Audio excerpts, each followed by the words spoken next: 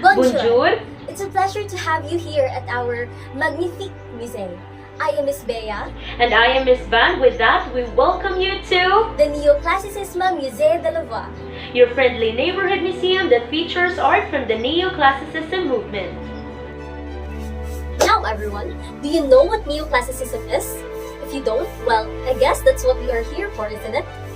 In the middle part of the 18th century, the art world ditched the gaudy Baroque style and went back to the classics. This period is known as the Neoclassicism. For the characteristics of the movement, in Neoclassicism, drawing was considered more important than the painting. The neoclassical surface had to look perfectly smooth and no evidence of brushstroke should be discernible to the naked eye. It is characterized by clarity of forms, rare colors, shallow space, strong horizontal and vertical that render that subject matter timeless. Some might also say that the paintings are unemotional, but they also represent ideals of simplicity, order, morality, freedom, and that of which depicting a civilized society. Most importantly, it looks and feels classical. Neoclassicism is a return to ancient Greek and Roman art characteristics and ideals. This movement is considered to be a pushback to the gaudy, frivolous, and over-the-top nature of Rococo arts. A more profound stimulus, however, was the renewed interest in classical antiquity. Johann Wickelmann's writing has a great influence in this regard. He is a German art historian who believed that art should aim for noble simplicity and a calm grandeur, and that the only way to become great is to imitate the ancients. New archaeological discoveries, particularly the excavations of the buried Roman cities of Pompeii and Herculaneum, also revived the study of Greek and Roman art. Neoclassical arts also coincided with the 18th century Age of Enlightenment, where science and reason is valued. This drove neoclassical artists to show art as civilized and more orderly.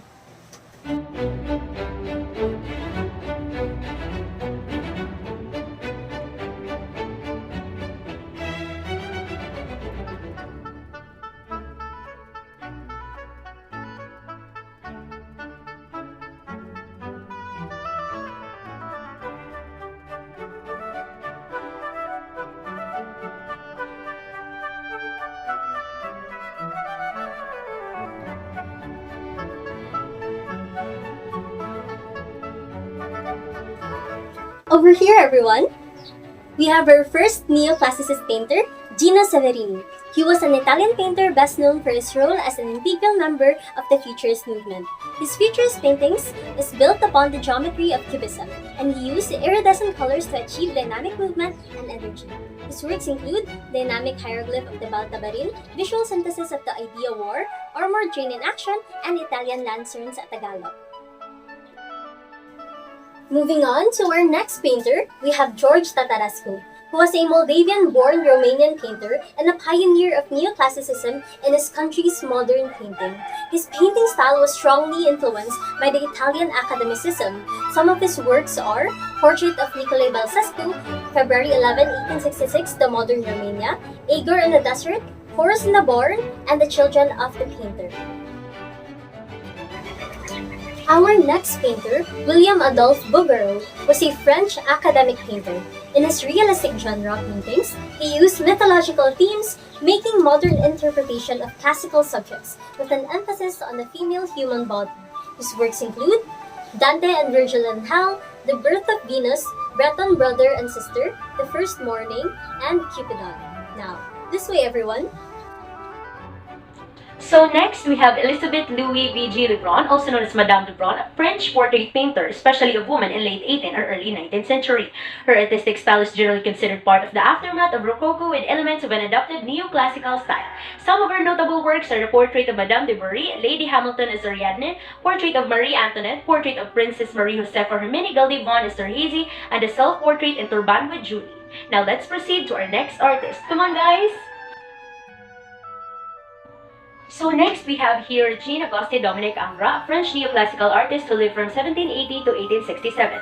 Though his greatest inspirational work came from his large-scale history painting, Ingres is most remembered today for his high-quality portrait paintings.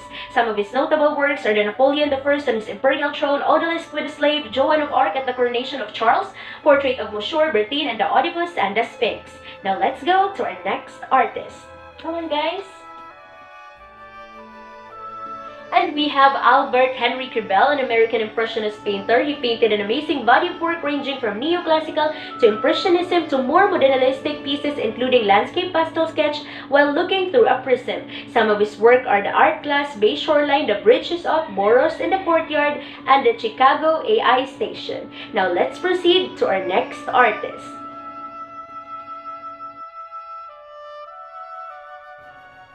So we have Anselm Feuerbach, one of the leading German painters of the mid-19th century, working in a romantic style of classicism.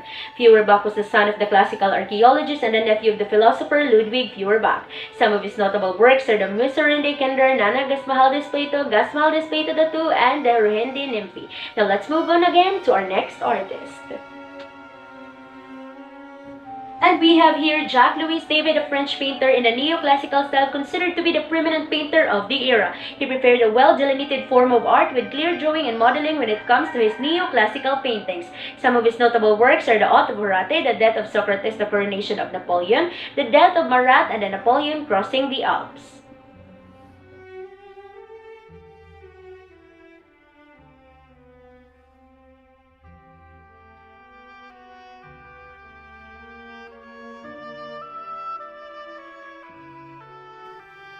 Aeneas tells Dido The Misfortunes of the Trojan City by Pierre Narcisse Guérin.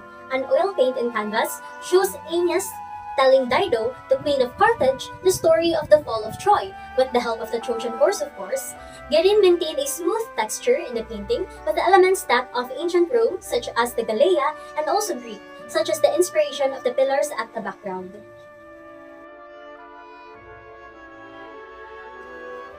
Andromache Mourning Over the Body of Hector by Jacques-Louis David is an oil on canvas featuring Hector dead and laying on a bed after being killed by Achilles in battle. The painting shows a mournful state in which his wife is distraught as she kneels beside his lifeless body. This is inspired from the major ancient Greek epic poem, Iliad, which is why it also featured Greek elements and painted in a neoclassical style. Moving on to our next painting, we have Aurora and Cephalus, another masterpiece by Baron Pierre Narcisse Guérin in 1810. The oil-on-canvas painting is such that adorns a tall decorative panel and shows Aurora looking down reflectively on the sleeping human Cephalus. The painting style is such that it is purely neoclassicism as it features nude, heroic subject, fine and smooth texture with the emphasis of color, hue, and light. Now let's proceed to the next painting.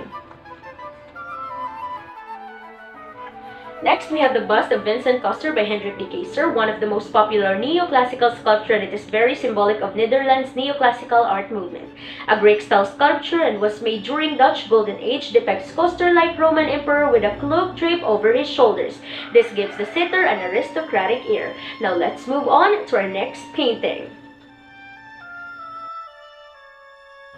And lastly, we have Dante and Virgil in Hell is an oil painting on canvas by French academic painter William Adolphe Bouguereau in 1850. The painting depicts a scene from Dante's Divine Comedy which narrates a journey through hell by Dante and his guide Virgil. The painting has a natural texture, the way the people are drawn looks so real and very detailed. Colors are plain and not bright.